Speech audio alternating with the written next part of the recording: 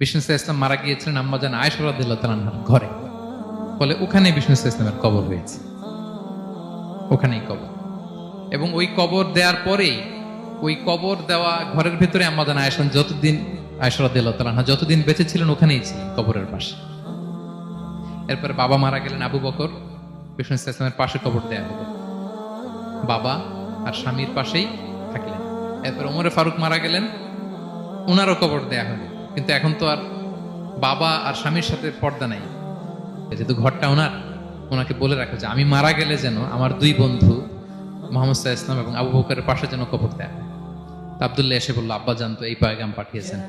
তো আয়েশা রাদিয়াল্লাহু তাআলা আনহা বললেন, আমার খুব ইচ্ছা ছিল আমি আমার স্বামী এবং বাবার পাশে শোব, কিন্তু আমিরুল মুমিনিন যখন চেয়েছেন এটাকে আমি ফিরিয়ে দিতে পারি না। ঠিক আছে যাও, তোমার আব্বাকে বলো তোমার আব্বাই শোবেন ওই জায়গায়।